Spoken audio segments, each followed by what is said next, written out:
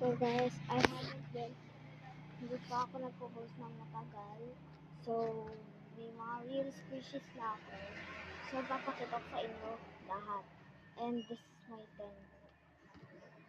So, ang uunahin natin ay yung pinaka-first kong squishy na nakuha ko sa kaibigan ko. Dalawa siya. So, skip ang to. Ito, butter na hinati ng kapatid ko kasi nilalagyan niya ng napakaraming whip. Kaya, ayan. Ito naman, nabutas siya dito. Yan, dyan sa parang takip. Kaya, ang ginagawa ko na lang. Maganda naman siya squish ko. Pero, napaka-deflated na niya.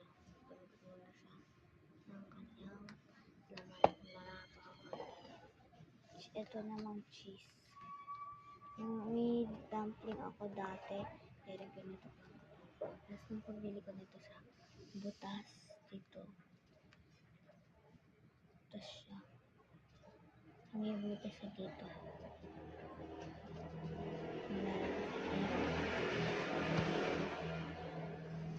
Yung kulay-puti na yan. Sa squishy. So, ito naman yung pinaka-like first kong squishy. Binutas ko siya. So, yun naman.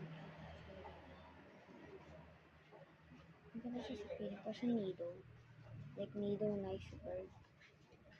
Hindi niya siya bumabalik sa shape. Ganito dapat ako na natanggal ang kanyang ulo at ang kanyang taba.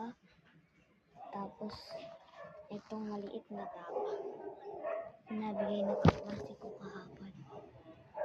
Squishy. Bili ko to sa kaklase ko. Ito pa ng case.